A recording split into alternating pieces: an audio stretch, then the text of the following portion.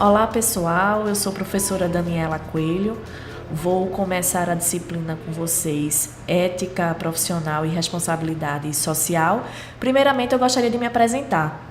A minha formação é em Psicologia e já trabalho com recursos humanos há mais de 10 anos, fazendo todos os subsistemas que são próprios da área. Gosto muito do que eu faço e gostaria de repassar um pouco o pouco de conhecimento que hoje eu possuo para vocês. Bom, vamos começar com a primeira competência. A primeira competência é compreender a ética. Eu acho que inicialmente todos devem fazer a pergunta: para que estudar e praticar a ética? O meu objetivo na aula de hoje é tentar estimular que até o final da aula vocês consigam responder individualmente essa pergunta e até a gente poderia compartilhar futuramente dessas respostas para a gente entender o que passa na cabeça de cada um de vocês e com isso a gente faz aí um agregar de conhecimento muito importante para a área de ética. Bom, entender a ética é entender que nossas ações, das mais simples às mais complexas, pressupõem escolhas que são feitas a partir do valor que elas têm para todos nós, né? O ser humano, ele é capaz de fazer com arte as tarefas mais difíceis: jogar futebol, trabalhar, falar e escrever. Mas antes de fazer isso tudo com perfeição, existe uma necessidade. Antes de fazer bem o quanto faz, deve viver bem a sua própria vida. E como viver bem a sua própria vida? Nada vai adiantar jogar bem futebol e ser infeliz, ou escrever muito bem e ter uma vida sem sentido. Nesse contexto, vivemos uma sociedade onde se cria valores e esses valores hoje, eles estão vivendo uma turbulência de perspectivas onde podemos interpretar através de dois princípios básicos. Interpretar pelo senso comum, onde essa sociedade passa por uma falta de conduta individual, por uma falta de respeito pelos outros e uma falta de limite. Isso seria a interpretação do senso comum da gente, entendendo a sociedade como um todo. E interpretada pelos estudiosos, pelos filósofos, a gente entende que a sociedade hoje, ou as pessoas que nela vivem, possuem dificuldade dos indivíduos de internalizarem normas morais, respeito a leis e regras sociais. É aquilo que, na prática, a gente fala de educação. Será que uma pessoa tem educação ou não? Será que uma pessoa consegue viver em sociedade ou não? E para isso, a gente precisa inserir a ética nesse contexto social e nesse primeiro momento é interessante uma definição mais concreta do que seria a ética. Bom, para alguns estudiosos, a ética é a disciplina ou campo do conhecimento que trata da avaliação do comportamento de pessoas e organizações. A ética lida com o que pode ser diferente do que é, da aprovação ou reprovação do comportamento observado em relação ao comportamento ideal. Nada mais seria do que a comparação daquele comportamento tido pelo indivíduo, daquele comportamento esperado pelo indivíduo.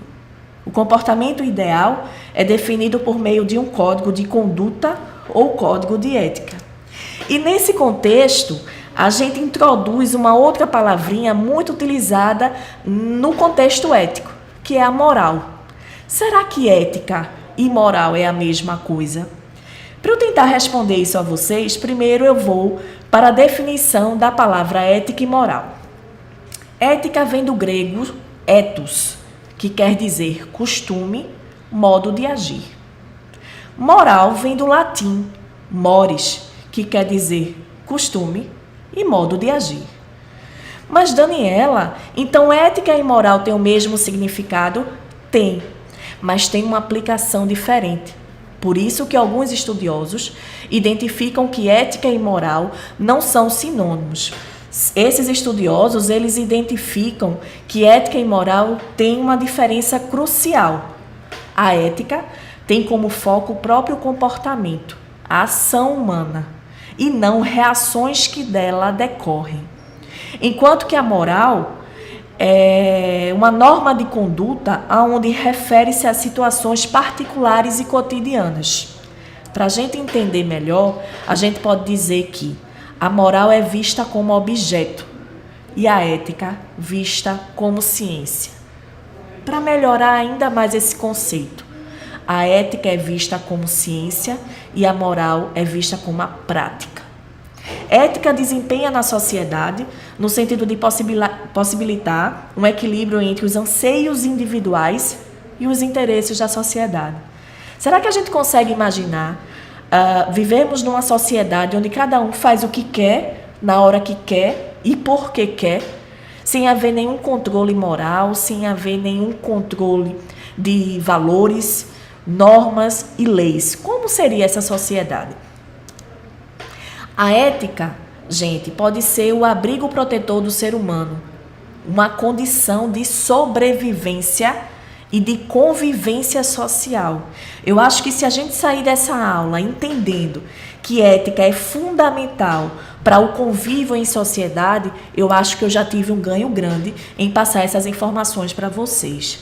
O ser humano, ele vive no mundo. Ele vive num mundo onde vive outras pessoas com culturas e valores diferentes. E como conviver todos juntos?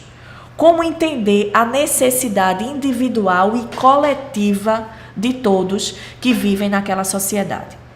A sobrevivência humana demanda condições materiais de vida, como também normas de conduta, que são formuladas pela sociedade e servem para colocar limites nos desejos e ambições individuais e dirigi-los para uma relação equilibrada com as necessidades sociais. A relação do homem com o mundo justifica o seu comportamento ou sua escolha. O comportamento desse ser humano, ele é influenciado por alguns fatores: circunstâncias históricas da pessoa, história pessoal, herança familiar e herança cultural. Para a gente entender isso, basta vocês pensarem alguns comportamentos ou alguns valores que foram passados pelos seus pais, pelos seus avós, pelos seus tios. A gente sempre tem alguma coisa característica da família, característica daquelas pessoas que quiseram repassar valores importantes e fundamentais para esse convívio em sociedade. Apesar do comportamento moral articula-se com as condições históricas da pessoa, isto não impede que ele possa fazer as escolhas e se responsabilizar por elas.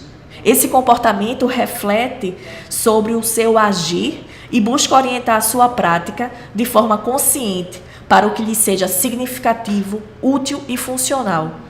Eu acho que cada um de vocês já passou pela experiência da mãe de vocês dizer o seguinte: menino, com quem foi que você aprendeu isso? Eu não ensinei a você a agir dessa forma. É nesse momento que as escolhas começam a sobressair. Então, chega um determinado momento que o ato moral, sendo exclusivo do ser humano, porque é dotado de consciência, liberdade e poder de decisão, chegam as escolhas. Mas com as escolhas vêm as consequências. Então, todas as escolhas, eu vou por um caminho A, eu vou por um caminho B, determina as consequências que cada caminho tem para nos oferecer. E nesse momento é importante a gente começar a falar dos valores morais. Esses valores morais são aqueles valores que conseguimos obter na família, na igreja, na escola, nos meios de comunicação. Ou seja, valores morais podem ser definidos como elementos reguladores do comportamento humano. A igreja nos regula de alguma forma. A família, com os princípios e valores, também nos regula. A escola, essencialmente, nos regula e é importante haver essa regulação. Exatamente no sentido da gente entender como é importante respeitar os valores do próximo também, para que exista uma convivência saudável entre as pessoas numa mesma sociedade. Mas será que nossos valores estão direcionados para o bem comum? Será que todos nós, antes de realizarmos algum ato, Antes de agirmos de alguma forma, pensamos se esse comportamento está condizente nesta sociedade, se este comportamento pode interferir no outro de alguma forma. Isso fica um questionamento para vocês. A moral que prevalece na nossa sociedade não se preocupa em saber o que é bom para o ser humano, e sim o que é benéfico ao processo produtivo, ao capital em que o egoísmo e o culto do eu tornam-se qualidades e sinônimos de progresso e de maturidade. Isso é uma inversão de valores, né? Hoje em dia a gente vive em função do ganho que aquela ação vai nos dar. Será que necessariamente precisamos agir para algum ganho? Será que eu não posso agir em detrimento ao bem do outro sem esperar nada em troca? Isso é outro questionamento. Bom, um dos princípios de existência do ser humano é a busca da felicidade. Quem não busca ser feliz? E alguns teóricos e filósofos entendem que o caminho real da felicidade exige um comportamento ético, que é inseparável de um contínuo aperfeiçoamento de virtudes pessoais. Ou seja, para você ser feliz, você precisa ter um comportamento ético. Não sei se vocês já tinham pensado sobre isso, mas isso é importante. Eu busco tanto a felicidade, mas será que o meu comportamento está dentro de uma ética esperada, dentro da sociedade em que vivo? E aí vamos falar um pouquinho sobre virtudes. O ser humano nasce dotado de um organismo ético, mas cabe a cada um fazê-lo funcionar. Virtudes adquirem-se. As virtudes mantêm a pessoa no imenso campo do bem, ajudar o próximo, sorrir, ser cordial, ser justo, generoso, cumprir os compromissos. A virtude, para vocês entenderem de uma forma mais clara, é diferente do vício. A virtude é fazer o bem, o vício é fazer o mau hábito adquirido. E aí nós podemos destacar 4 virtudes. Prudência, que é o hábito de decidir bem. Justiça, dá a cada um o que é seu de direito. Fortaleza, é uma disposição da vontade que leva a não desistir do esforço necessário para fazer o bem ou resistir ao mal. E temperança, é a virtude que nos dispõe a moderar a procura do prazer. E é nesse contexto que a gente introduz agora o conceito de ética nas organizações. Quando eu entro numa organização, eu me pergunto, o que devo fazer? Será correto fazer isso? Por que a empresa que trabalho é assim? A empresa não deveria ser diferente? Ética nas organizações é o estudo da forma pela qual normas morais se aplicam às atividades e aos objetivos da empresa comercial. A ética nas organizações significa a forma de ser e modo de agir, não de maneira mecânica, mas como fruto da reflexão em consonância à cultura e à filosofia da organização. A ética nas organizações reflete sobre as normas e valores efetivamente dominantes em uma empresa. Interroga-se pelos fatores qualitativos que fazem com que determinado agir seja um bom agir. Ética nas organizações garante a integridade dos indivíduos que vivem o dia a dia da empresa e sua saúde física e mental. Já pensou se todos nós trabalhamos numa mesma empresa, cada um com seus princípios e valores diferentes, agindo e se comportando de forma diferente? Será que conseguiríamos chegar aos objetivos da organização? Acho que seria um pouquinho difícil. O alcance dos objetivos da organização de forma satisfatória depende essencialmente da ética estabelecida nessas organizações. Ética profissional. Se eu estou falando de ética nas organizações, eu estou falando de profissionais que nela trabalham. Se profissionais que trabalham nessa organização precisam cumprir a ética organizacional, significa dizer que eles precisam ter uma ética profissional. A aplicação da ética em geral no campo das atividades profissionais, a pessoa tem que estar envolvida de certos princípios ou valores próprios do ser humano para vivê-los nas suas atividades de trabalho. E aí podemos falar de códigos de conduta, onde estes códigos estruturam e sistematizam as exigências éticas de todos os profissionais. Esses códigos de conduta orientam, disciplinam e fiscalizam a importância da prática profissional. Existe uma tentativa de elaborar um código de ética universal para todas as organizações, onde esta tentativa vai englobar alguns aspectos que são essenciais. Vou citar alguns aqui a vocês. Responsabilidade das empresas, impacto social e econômico das empresas, a conduta empresarial, o respeito às regras, as relações com o cliente, o respeito ao meio ambiente, a gente vai falar sobre isso na segunda competência, direitos e deveres dos colaboradores, parceria com fornecedores. Isso são alguns dos princípios que esse Código de Ética Universal está sendo utilizado, ou seja, algumas organizações utilizam desses princípios para estabelecer o seu código de ética. E nesse momento eu gostaria que vocês me acompanhassem numa leitura de um texto que é muito utilizado nas aulas de ética. É um texto simples, mas eu acho que conseguiria demonstrar o que desde o início eu estou tentando demonstrar para vocês. O nome do texto é Uma Pescaria Inesquecível. Ele tinha 11 anos e a cada oportunidade que surgia ia pescar no cais próximo ao chalé da família, numa ilha que ficava em meio a um lago. A temporada de pesca só começaria no dia seguinte, mas pai e filho saíram no fim da tarde para pegar apenas peixes cuja captura estava liberada. O menino amarrou uma isca e começou a praticar arremessos, provocando ondulações coloridas na água. Logo, elas se tornaram prateadas pelo efeito da lua nascendo sobre o lago. Quando o caniço vergou, ele soube que havia algo enorme do outro lado da ilha. O pai olhava com admiração enquanto o garoto, habilmente e com muito cuidado, erguia o peixe exausto da água. Era o maior que já tinha visto, porém, sua pesca só era permitida na temporada. O garoto olhou para o peixe, tão bonito, as guelras movendo para trás e para frente. Em seguida, o pai olhou para o peixe e depois para o menino, dizendo: "Você tem que devolvê-lo, filho." "Mas papai", reclamou o menino. "Vai aparecer outro", insistiu o pai. "Não tão grande quanto este", choramingou a criança. O garoto olhou à volta do lago. Não havia outros pescadores ou embarcações à vista.